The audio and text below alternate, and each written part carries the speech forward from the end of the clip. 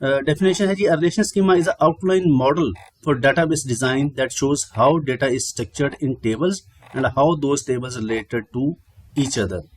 It includes base tables, views, indexes, domains, user roles, stored modules, and other items that a user creates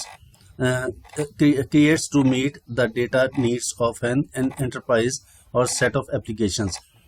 story ये है कि जब हमने एक database create करनी है, उसका डिज़ाइन क्रिएट करना है, तो उससे पहले हमें थोड़ा सा होमवर्क करना पड़ता है, जिसमें हम लॉजिकली ज़रा तमाम टेबल्स को आपस में कनेक्ट करके देखते हैं कि वो आपस में उनके रिलेशनशिप क्या होंगे। और किसी भी स्कीमा के अंदर ना सिर्फ टेबल्स होते हैं, बल्कि views, indexes, domains, user roles, ये काफ़ी सारी टाइप्स हैं जो और भी किसी डाटाबेस के अंदर मौजूद होती हैं, जो कि हम पढ़ेंगे वक्त के साथ साथ। कि बेसिकली जो हमारा अभी का जो टॉपिक है इनिशियली, वो हम टेबल्स या रिलेशन, जिसको हमने कल कहा था, टेबल या रिलेशन हम डेवलप करेंगे। आने वाले दिनों के अंदर हम व्यू भी डेवलप करके देखेंगे, इंडेक्सिंग भी करके देखेंगे, क्योंकि एक डाटाबेस के अंदर काफ़ी सारे ऑब्जेक्ट्स होते हैं डाटा को स्टोर करने के लिए या उसको रिप्रेजेंट करने के लिए। कन्वर्जन के लिए सबसे पहले हमारे पास होगी जी ईआरडी। अगर मिसाल के तौर पे आपको पेपर में भी ये क्वेश्चन आता है, ये असाइनमेंट में आता है, तो हम आपको इस तरीके से ईआरडी बना के देंगे पहले, और कहेंगे जी इसका आप रिलेशन स्कीमा बना के दिखाएं। तो इस ईआरडी को जो लेफ्ट वाली पिक्चर नजर आ रही है, जिसमें एक स्टूडेंट की एंटिटी है, उसके 3 एट्रीब्यूट उसके साथ अटैच हैं, ठीक है जी, और उसको हमने इस फॉर्मेट के अंदर कन्वर्ट करना है। ये जो रिलेशन स्कीमा लिखा हुआ है, रिलेशन स्कीमा के अंदर अगर आप देखें तो जो एंटिटी है उसका नाम टॉप पे आ गया है, और जो उसके एट्रीब्यूट हैं वो नीचे तीनों कॉलम की सूरत में आ गए हैं। अब हमने एक टेबल के फॉर्मेट के अंदर इस ईआरडी को कन्वर्ट कर दिया। अब मिसाल के तौर पे अगर इस ईआरडी को हमने कन्वर्ट करना हो रिलेशन स्कीमा के अंदर, तो जितने एंटिटीज यहाँ पे नजर आ रही हैं आपको, एम्प्लॉई, डिपार्टमेंट, प्रोजेक्ट और डिपेंडेंट, ये 4 एंटिटीज अगर हैं तो 4 टेबल डेफिनेटली बन जाएंगे, ठीक है जी। इस तरीके से एक का नाम स्टूडेंट होगा, जैसे यहाँ पे है, एक का नाम है एम्प्लॉई, दूसरे का डिपेंडेंट, तीसरे का प्रोजेक्ट और चौथे का डिपार्टमेंट। ये जो फॉर्मेट है, इस फॉर्मेट के अंदर हम ऊपर नीचे 4 टेबल बना देंगे, और उनके जो एट्रीब्यूट हैं वो नीचे एक रो की सूरत में आ जाएंगे। और फिर उसके बाद हम इसको कनेक्ट करेंगे तमाम जो एंटिटीज हैं आपस में। जैसे ये मैं आपको दिखा दूं पहले कि फाइनली हमने उस ईआरडी से ये शेप बनानी है, जिसमें अगर देखें तो एम्प्लॉय का सबसे ऊपर एंट्री जो है, उसको हमने उसका नाम लिखा एंट्री का, उसके तमाम एट्रीब्यूट को एक टेबल के फॉर्मेट के अंदर मेंशन कर दिया। फिर दूसरा एंटिटी डिपार्टमेंट और उसके तमाम कॉलम्स या एट्रीब्यूट, फिर तीसरा, चौथा, पांचवा। सबसे पहले तो ये ज़हन में रखें कि इस ईआरडी के अंदर जितनी एंटिटीज हैं वो तमाम के तमाम की ये वाली टेबल्स बन जाएंगी। अब जैसे यहाँ पे 4 एंटिटीज हैं तो कम से कम 4 टेबल तो बननी है, ठीक है जी, ये तय है।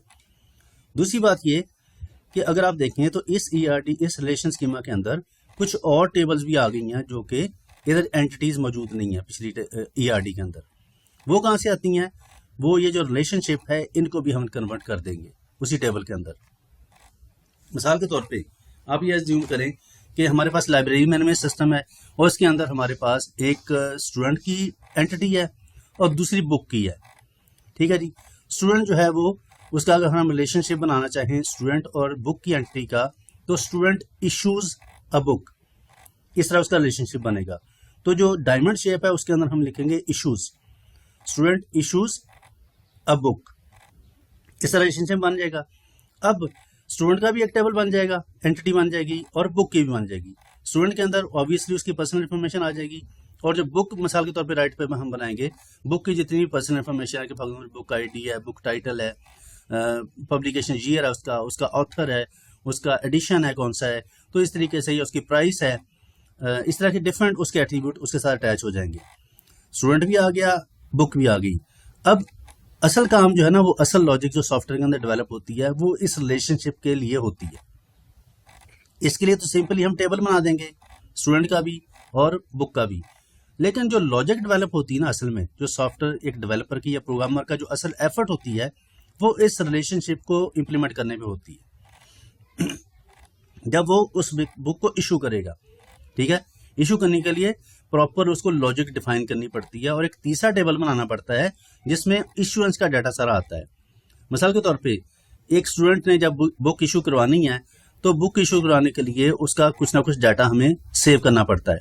मिसाल के तौर पे स्टूडेंट का रोल नंबर क्या है, उसने जो बुक इशू कराई उसकी डिटेल क्या है, किस डेट को बुक इशू हुई और कब रिटर्न होगी। ठीक है जी, इस तरीके से कुछ 4-5 कॉलम्स के अंदर हमें डाटा मेंटेन करना पड़ेगा। तो अगर मैं बुक इशुएंस का एक और टेबल बना दूं इस फॉर्मेट के अंदर, ठीक है, उसका नाम लिख दूं बुक इशुएंस, और उसके नीचे आ जाएगा स्टूडेंट आईडी, बुक आईडी, और इसके अलावा डेट ऑफ इशुएंस और डेट ऑफ रिटर्न, 4 कॉलम आ जाएंगे उसके अंदर। ठीक है जी, तो इसका मतलब है कि 2 एंट्रीज का जो दरमियान में रिलेशनशिप है उसका भी हमें रिलेशन स्कीमा के अंदर जो है ना, लॉजिकल स्कीमा या रिलेशन स्कीमा के अंदर हमें टेबल क्रिएट करना पड़ेगा। तो इसका मतलब है कि मिसाल के तौर पे यहाँ पे 4 एंट्रीज हैं, और अगर रिलेशनशिप देखें 1 2 3 4 5 6 रिलेशनशिप हैं, तो 6 ही रिलेशनशिप के टेबल भी बन जाएंगे। तो यहाँ पे टोटल 10 टेबल क्रिएट होने हैं लॉजिकल स्कीमा के अंदर। ईआरडी इस तरीके से बन जाएगी, उसकी एंटिटीज, उसके रिलेशनशिप, जितनी एंटिटीज हैं उनके भी टेबल क्रिएट हो जाएंगे और जो रिलेशनशिप है उनके भी क्रिएट हो जाएंगे। ठीक है जी, और फिर उसके बाद हम इनको आपस में कनेक्ट करेंगे। ये जो लाइंस आपको नजर आ रही हैं, ये हमने कल लेक्चर के अंदर देखा था कि प्राइमरी की और फॉरेन की होती है टेबल्स के अंदर। कीज तो बहुत सारी थी, लेकिन जो असल हमारा ज्यादातर जो हमारा रोल होगा वो इन प्राइमरी और फॉरेन कीज के साथ होगा। प्राइमरी की मैंने आपको कल गाइड किया था कि किसी भी एंटिटी की वो की कॉलम या एट्रीब्यूट जिसकी तमाम वैल्यूज यूनिक होती हैं। जैसे स्टूडेंट है तो स्टूडेंट का रोल नंबर उसकी प्राइमरी की है, एम्प्लॉई है तो एम्प्लॉई की एम्प्लॉई आईडी उसकी प्राइमरी की है। कोई बुक ले लें, बुक आईडी उसकी प्राइमरी की होगी। फॉर एग्जाम्पल कस्टमर है तो कस्टमर आईडी, पेशेंट है तो पेशेंट आईडी, डॉक्टर है तो डॉक्टर आईडी। इस तरीके से कोई ना कोई कॉलम यूनिक होता है उसके टेबल के अंदर या उसके डाटा के अंदर। हम इसके अलावा कुछ और भी ले सकते हैं, मिसाल के तौर पे सीएनआईसी भी हो सकता है कि डॉक्टर सीएनआईसी आप एज ए प्राइमरी की ले लें। ठीक है जी, क्योंकि वो यूनिक होगा। लेकिन आमतौर पे जब भी हम सिस्टम डेवलप करते हैं तो प्रैक्टिस ये है कि हम खुद से अपनी एक यूनिक की डेवलप कर लेते हैं।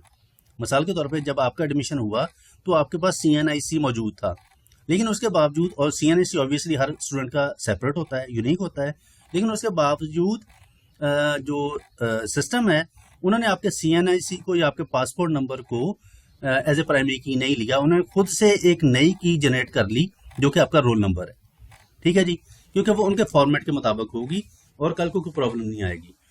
तो आप भी जब भी किसी एंटिटी का डाटा सेव करने लगे तो आप उसकी एक अपनी प्राइमरी की खुद से डेवलप कर सकते हैं।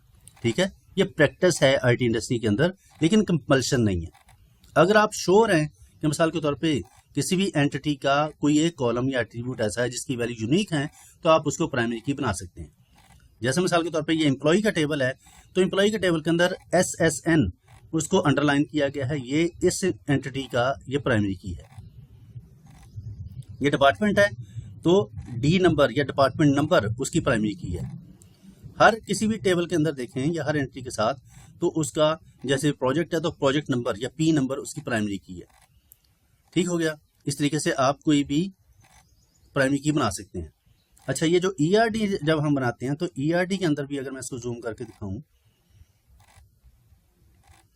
फॉर एग्जाम्पल ये एम्प्लॉय का जो एंटिटी है, एम्प्लॉय के अंदर देखें तो एम्प्लॉय की एक एट्रीब्यूट सोशल सिक्योरिटी नंबर जो है ओवल, उसको अंडरलाइन किया गया यहाँ पे। ये अंडरलाइन जिसको आपने करना है ये इसकी प्राइमरी की कहलाएगी। ठीक है जी, बाकियों को कुछ करने की जरूरत नहीं है। जो वीक और स्ट्रॉन्ग हैं उनको हम समटाइम डबल लाइन या डॉटेड लाइन के साथ जाहिर करते हैं। तो आने वाले वक्त के साथ आस्ता आस्ता हम इससे सीख जाएंगे इंशाल्लाह। यही रिफ्लेक्शन जो है ये आपने इस स्कीमा के अंदर करनी है, लॉजिकल या रिलेशन स्कीमा के अंदर। इसमें भी देखें तो एंटिटी, उसके तमाम एट्रीब्यूट, और जो एट्रीब्यूट प्राइमरी की है उसको हमने अंडरलाइन कर दिया। तमाम के साथ ऐसे ही है जी। ठीक है जी, और उसके बाद फिर हम इसको कनेक्ट करेंगे। कनेक्ट कैसे करेंगे? कल हमने प्राइमरी की फॉरेन की का कॉन्सेप्ट पढ़ा था। प्राइमरी की अभी मैंने ड्रिल में आपको बता दी, फॉरेन की भी इसी तरीके से बताता हूँ कि मिसाल के तौर पे आप अज्यूम करें कि आपके पास एक जैसे अभी मैंने एग्जांपल ली थी उसकी लाइब्रेरी मैनेजमेंट सिस्टम की, जिसमें एक स्टूडेंट की एंटिटी ली हमने एग्जाम्पल के तौर पे और दूसरी बुक की एंटिटी ली और दरमियान में उसका रिलेशनशिप बनाया इश्यूज का, स्टूडेंट इश्यूज अ बुक। और इश्यूज जो है उसको हम डायमंड शेप के अंदर लिखेंगे और दोनों को कनेक्ट कर देंगे आपस में, दोनों एंटिटीज को, तो हमें पता चल जाएगा कि स्टूडेंट और बुक का कोई रिलेशनशिप है। अच्छा, अब जब हमने बुक इशू करनी है, जो भी मैंने आपको बताया कि इश्यूज का जो टेबल हम बनाएंगे तो उसमें बुक इश्यूएंस का एक एंटिटी क्रिएट करेंगे, इस तरीके से टेबल क्रिएट करेंगे, ठीक है। और वहां पे लिखेंगे स्टूडेंट आईडी, बुक आईडी और डेट ऑफ इश्यूएंस और डेट ऑफ रिटर्न। अब मसला यह है कि जब मैं इश्यूएंस का टेबल क्रिएट कर रहा हूं तो यहां मैंने दो कॉलम खुद से क्रिएट किए, स्टूडेंट आईडी और बुक आईडी। अब स्टूडेंट आईडी एक्चुअली जो है वो स्टूडेंट के टेबल में मौजूद होगी, जो स्टूडेंट का एक्चुअल टेबल है, और बुक आईडी भी बुक का जो टेबल है एक्चुअल उसके अंदर मौजूद होगी। मैं उन दोनों कॉलम्स को दोनों टेबल में से लिंक करके यहाँ पे ऐड कर लूंगा। अब मिसाल के तौर पर यहाँ पे मैं बुक इश्यूएंस का एक टेबल क्रिएट कर रहा हूँ जिसमें स्टूडेंट आईडी और बुक आईडी लिखा हुआ है, तो यहाँ पे वो दोनों कॉलम फॉरेन की कहलाएंगे, ठीक है जी। अपने असल जो टेबल्स हैं, उनके जो मास्टर टेबल्स हैं, उनके अंदर वो प्राइमरी की कहलाएंगे, और अगर वो कॉलम मैं किसी और टेबल के अंदर यूज करूं तो वहां पे वो फॉरेन की कहलाएंगे, ठीक है जी। तो अब अगर आप देखें जी, अब अगर देखें तो एम्प्लॉय के अंदर सोशल सिक्योरिटी नंबर एक प्राइमरी की मौजूद है। एक और डिपेंडेंट का एक टेबल नीचे नजर आ रहा है आपको। इस डिपेंडेंट के अंदर, डिपेंडेंट का मतलब है कि किसी भी एम्प्लॉय के डिपेंडेंट कौन है, मिसाल के तौर पे उसकी जो फैमिली मेंबर्स हैं उसके डिपेंडेंट कहलाते हैं। आमतौर पे ऑर्गेनाइजेशन ये करती हैं कि कोई भी एम्प्लॉय है तो उस एम्प्लॉय को बहुत सारी फैसिलिटीज देते हैं, मिसाल के तौर पे मेडिकल की फैसिलिटी, ठीक है जी, कि आपको और आपकी फैमिली को हम मेडिकल फ्री देंगे, जैसे यूसीपी के अंदर भी है। यूसीपी भी हमें मेडिकल की फैसिलिटी देती है और हमसे हमारे डिपेंडेंट का डाटा इकट्ठा करती है जी हर साल, ठीक है जी, फरवरी के करीब, और उसके मुताबिक हमारी हेल्थ इंश्योरेंस डेवलप हो जाती है। अच्छा, जब वो डिपेंडेंट का डाटा लेंगे तो मिसाल के तौर पे अगर वो मेरे डिपेंडेंट का डाटा इस सिस्टम के अंदर डालना चाहें तो मेरे डिपेंडेंट का डाटा फॉर एग्जांपल मेरे बच्चों की डिटेल होगी, ठीक है जी, उनके नाम होंगे, उनकी एज होगी, मेरा उनके साथ रिलेशनशिप होगा, उनका जेंडर होगा, ठीक है जी, या उनकी डेट ऑफ बर्थ होगी। और इसके अलावा ये भी साथ में मेंशन करना पड़ेगा कि वो जो डिपेंडेंट है वो है किसके। मिसाल के तौर पे अगर आप देखें तो डिपेंडेंट के अंदर सबसे पहले उसने ESSN एक कॉलम ऐड कर दिया, एम्प्लॉय सोशल सिक्योरिटी नंबर। ये एम्प्लॉय कौन सा है, ये वही है, अगर आप ये देखें लाइन ऊपर जा रही है एम्प्लॉय वाले टेबल के अंदर सोशल सिक्योरिटी नंबर। आप अज्यूम करें मैं एम्प्लॉय हूँ यूसीबी का, तो यहाँ पे मेरा रिकॉर्ड मौजूद होगा और मेरा सोशल सिक्योरिटी नंबर आप अज्यूम करें कि 101 है। तो जब मेरे डिपेंडेंट का डाटा ऐड होना है तो इस टेबल के अंदर 101 लिखा जाएगा और आगे मेरे डिपेंडेंट के बच्चों का जितना भी मेरी फैमिली के डिपेंडेंट्स हैं मेरे, उनका सारा डाटा आगे आता जाएगा। फॉर एग्जाम्पल मेरे पहले बच्चे की डिटेल आ जाएगी, फिर 101 लिखा जाएगा, मेरे दूसरे बच्चे की डिटेल आ जाएगी, फिर 101 लिखा जाएगा, तीसरे बच्चे की डिटेल आ जाएगी, 101 लिखा जाएगा, मेरी मिसेज की डिटेल आ जाएगी। तो इस तरीके से ये सोशल सिक्योरिटी नंबर रिपीट होता जाएगा और साथ में मेरे बच्चों की डिटेल आ जाएगी। कल को कोई भी डाटा रिक्वायर्ड हो तो यहाँ से पता चल जाएगा इस डिपेंडेंट वाले टेबल के अंदर कि फॉर एग्जाम्पल मेरे कितने डिपेंडेंट रजिस्टर्ड है। किसी और एम्प्लॉय का उसकी भी आईडी ऐसी आएगी यहाँ पे 102 किसी और एम्प्लॉय की, और उसके डिपेंडेंट का डाटा साथ में आ जाएगा, ठीक है जी। अब एम्प्लॉय के अंदर जो मेरी सोशल सिक्योरिटी नंबर है ये प्राइमरी की है, और डिपेंडेंट के टेबल के अंदर मेरी जो सोशल सिक्योरिटी नंबर है उसको यहाँ पे यूज किया गया है एज ए रेफरेंस, तो यहाँ पे ये फॉरेन की कहलाएगी। तो अब जो ESSN नंबर है ये फॉरेन की है, ये फॉरेन की रेफर कर रही है प्राइमरी की तरफ, तो ये एरो जो है ये फॉरेन की तरफ से प्राइमरी की तरफ जाएगा। इस तरीके से और भी देख लें, एम्प्लॉय इसका सोशल सिक्योरिटी नंबर, और ये वर्क्स ऑन, मिसाल के तौर पे मैं किसी प्रोजेक्ट पे काम कर रहा हूँ, ठीक है, या किसी भी इस तरह के किसी टास्क पे काम कर रहा हूँ, किसी सोसाइटी में काम कर रहा हूँ, तो वहां पे भी मेरा रोल नंबर आ गया, मेरा एम्प्लॉय नंबर आ गया, ठीक है जी। मैं किसी प्रोजेक्ट पे काम कर रहा हूँ तो वहां पे भी प्रोजेक्ट की सारी इंफॉर्मेशन आ गई है। मैं किसी फॉर एग्जाम्पल फीस जमा कराता हूँ तो यहाँ फीस का टेबल होगा, और फॉर एग्जाम्पल आप स्टूडेंट है तो स्टूडेंट की आईडी यहाँ पे लिंक होगी, और यहाँ से लाइन आपके स्टूडेंट वाली टेबल की तरफ जाएगी, क्योंकि स्टूडेंट की टेबल में आपका स्टूडेंट आईडी लिखा होगा जो कि प्राइमरी की होगी, और फीस वाला टेबल के अंदर भी आपकी स्टूडेंट आईडी यूज होगी, लेकिन वहां पे वो फॉरेन की कहलाएगी, ठीक है। इस तरीके से जितनी भी प्राइमरी कीज और फॉरेन कीज आपको नजर आएंगी उनको आप आपस में लिंक कर देंगे, ठीक है जी। और इसी तरीके से अगर प्राइमरी की कोई है तो उसको अंडरलाइन कर देंगे। ये हमारा एक्चुअली जो रिलेशन स्कीमा या लॉजिकल स्कीमा बन जाएगा। सिंपली हमने इस फॉर्मेट को कन्वर्ट किया है तमाम जो ईआरडी को इस रिलेशन स्कीमा के अंदर। हर एक एंटिटी और उसके जो एट्रीब्यूट्स हैं उनको हम एक रो के फॉर्मेट में, ये जो रो है ये एक एंटिटी को जाहिर करिए, इस तरीके से रोज के फॉर्मेट में कन्वर्ट लिखेंगे और उनको आपस में लिंक कर देंगे। ठीक है जी, ये है जी हमारा आज का टॉपिक, जिसमें हमने जस्ट रिलेशन स्कीमा क्रिएट करके देखा, या लॉजिकल स्कीमा ईआरडी की मदद से। कोई किसी का क्वेश्चन है तो काइंडली पूछिए।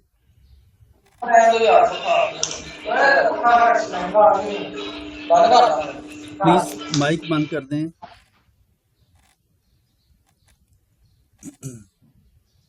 ये क्लास एक्टिविटी है जिसमें कुछ हमने चीज़ें आपको बना के दी हैं, जैसे एक ईआरडी दी हुई है और फिर आप ये दूसरी ईआरडी है, तीसरी ईआरडी है, ताकि आप इन ईआरडी की मदद से जो रिलेशन स्कीमा या लॉजिकल स्कीमा डेवलप करके देखें।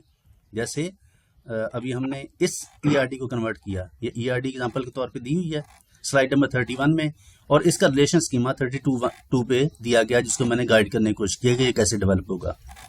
आगे सैंपल के तौर पे 3 ईआरडी और दी गई हैं, आप इनको अपने तौर पे प्रैक्टिस करके देखिए, और कोई इशू है तो आप मुझसे पूछ सकते हैं। काइंडली कोई अगर आप पहले से सीआर किसी क्लास का है तो मुझे मैसेज कर दे, ताकि मैं भी उसका नंबर सेव कर लूँ, हम आप कोऑर्डिनेशन आसान हो जाए हमारे लिए। इस तरह कौन से सॉफ्टवेयर पे करना है? ये हमने मैनुअली करना, हमें इसके लिए कुछ सॉफ्टवेयर की अभी ज़रूरत नहीं है, लेकिन इसके लिए सॉफ्टवेयर अवेलेबल हैं। जैसे मैं मोस्टली ऑनलाइन फ्री टूल है क्रिएटली के नाम से, creately.com, ठीक है। आप वेबसाइट फ्री अवेलेबल है, जस्ट अपने जीमेल से लॉगिन करें और वहाँ पे आप ये सारे प्रोजेक्ट क्रिएट कर सकते हैं। ठीक है जी, लेकिन क्योंकि हमने ये काम जो है मेरा क्योंकि थ्योरी का लेक्चर है, तो मैंने तो कोई टूल नहीं यूज़ करना, टूल आपने लैब में यूज़ करने हैं। लैब के लिए आपका लैब इंस्ट्रक्टर आपको गाइड कर देगा कि कौन से टूल पे ये सारा काम करेंगे। वहाँ पे इसकी टूल की कोई रिस्ट्रिक्शन नहीं है। वैसे आप जैसे मैंने कल भी एग्जांपल दी थी, क्रिएटली पे कर लें, draw.io पे कर लें, माइक्रोसॉफ्ट विजो पे कर लें, लूसिड चार्ट है, काफ़ी सारे सॉफ्टवेयर हैं जो कि ये फैसिलिटी देते हैं कि आप इस तरह के यूएमएल डायग्राम्स क्रिएट कर लें। कोई सीआर है?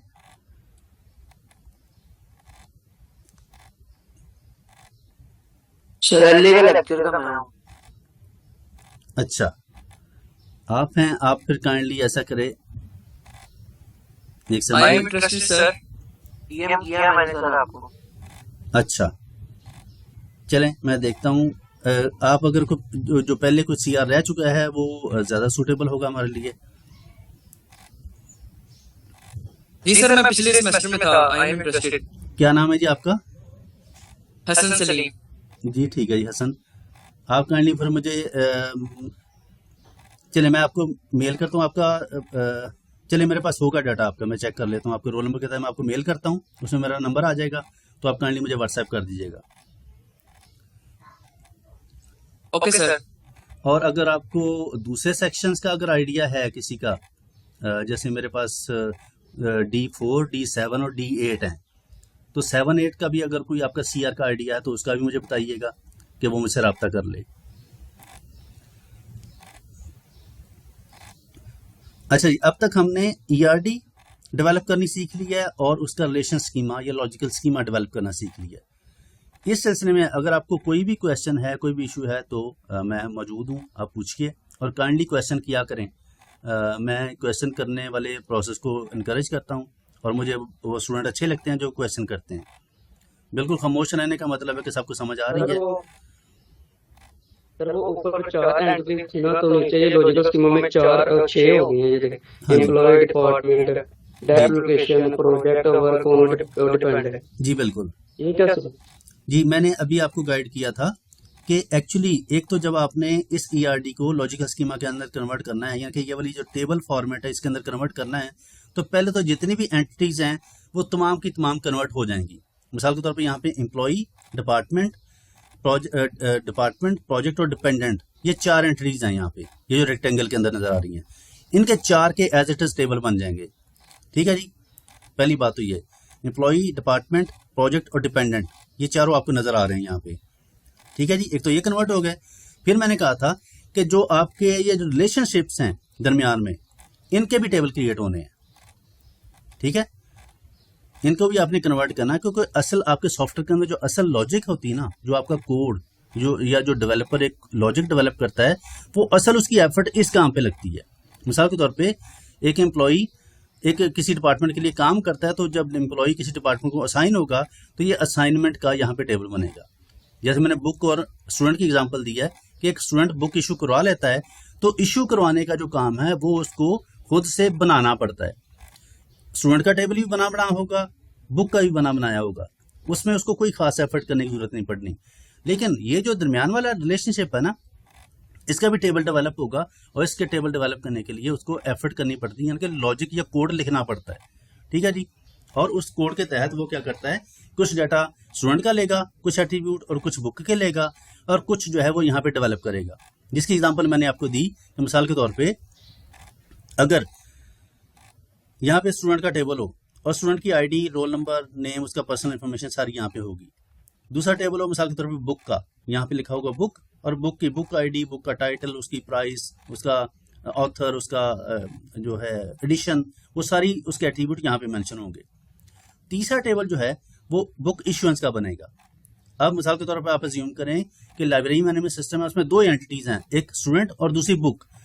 तो जब वो दोनों आपस में कनेक्ट होंगी तो उनका जो इश्यूएंस का जो एक रेफरेंस या रिलेशनशिप बनेगा, उसका एक टेबल बन जाएगा यहाँ पे, जिसमें क्या होगा कि स्टूडेंट के वाले टेबल से स्टूडेंट आईडी यहाँ पे आ जाएगी, और बुक वाले टेबल से बुक आईडी यहाँ पे आ जाएगी। क्योंकि हमें पता तो हो कि जो बुक हम इशू कर रहे हैं वो किस स्टूडेंट को जा रही है, या किस स्टूडेंट को कौन सी बुक इशू हो रही है। तो स्टूडेंट की आईडी भी यहाँ पे आएगी और बुक की आईडी भी आ जाएगी, ताकि हमें पता चल जाए कि ये बुक है जो फलां स्टूडेंट को जा रही है या इशू हो रही है। इसके अलावा और अगर कोई डाटा हमें रिक्वायर्ड है तो उसके टेबल भी यहाँ पे कॉलम बन जाएंगे, एट्रीब्यूट बन जाएंगे। जैसे बुक डेट ऑफ इश्यूएंस और डेट ऑफ रिटर्न, दो कॉलम और आ जाएंगे। तो इश्यूएंस वाला जो टेबल है वो हमें खुद से क्रिएट करना पड़ेगा, और उसके 4 कॉलम्स हो जाएंगे। 2 जो है वो कोई 2 टेबल से आएंगे एंटिटी से, और 2 हम खुद क्रिएट कर लेंगे। और फिर इस बुक के 2 कॉलम जो हैं, स्टूडेंट आईडी और बुक आईडी, वो बुक और स्टूडेंट के टेबल के साथ कनेक्ट भी होंगे, क्योंकि यहाँ पे स्टूडेंट आईडी जो हम यूज करेंगे बुक इश्यूएंस के अंदर, वो एक्चुअल हम स्टूडेंट के टेबल से वो कॉलम लेंगे, क्योंकि वहां पे स्टूडेंट आईडी मौजूद होगा, वहां पे एज ए प्राइमरी की होगा, और बुक इश्यूएंस वाले टेबल के अंदर वो एज ए फॉरेन की यूज होगा।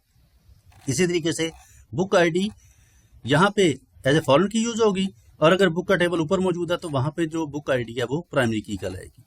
ठीक है जी, इस तरीके से 2 एरो हम बुक वाले टेबल में और स्टूडेंट वाले टेबल के अंदर ड्रॉ करेंगे या लिंक कर देंगे उसको। तो इसका मतलब है कि ईआरडी के अंदर जितने भी एंटिटीज हैं उतने टेबल बनेंगे, और प्लस जो रिलेशनशिप है उनके भी टेबल क्रिएट हो जाएंगे।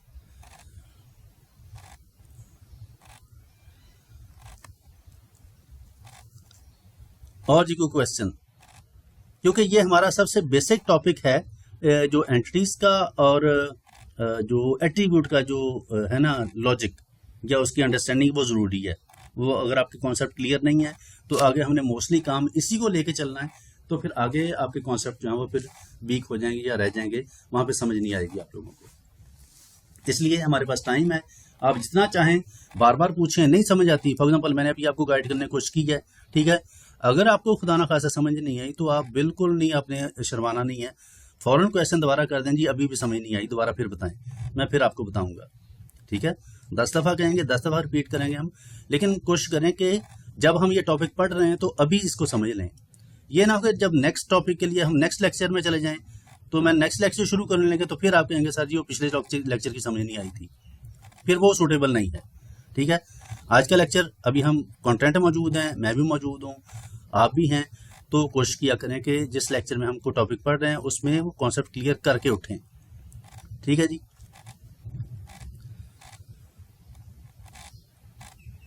सर ये स्लाइड्स अपलोड कर दें ताकि सही तरह से देख सकें। हाँ जी, पिछली दोनों मैंने कर दी हैं, ये भी अभी कर देता हूँ। और मैंने शायद आपको गाइड किया था कि यूट्यूब पे वैसे तो ये हम वीडियो नहीं शेयर करते, मैं इसकी रिकॉर्डिंग साथ में एहतियातन कर रहा हूँ। इजी लेक्चर्स के नाम से यूट्यूब पे मेरा चैनल मौजूद है, उस पर ये अपलोड हो जाएंगे सारे वीडियोस। कुछ ऑलरेडी मिड के बाद के तो अपलोड हैं, मिड के पहले वाले नहीं थे, वो अभी मैं साथ साथ कर दूंगा।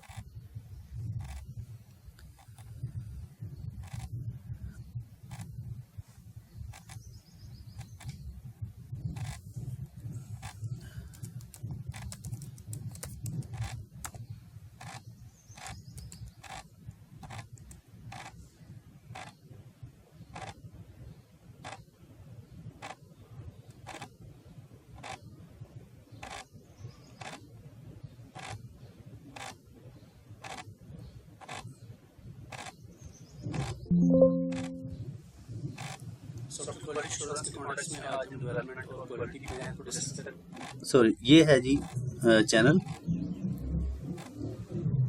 इजी लेक्चर्स के नाम से। इसमें ये नीचे ये आइकन आ रहा है नीचे, अगर आप देखें तो इजी लेक्चर्स के नाम से ये आइकन, ये आप इसको बेशक ओपन करके चेक कीजिएगा। कल वाली अभी मैंने अपलोड नहीं की, वो आज इंशाल्लाह कर देता हूँ अभी, और आज वाली भी हो जाएगी।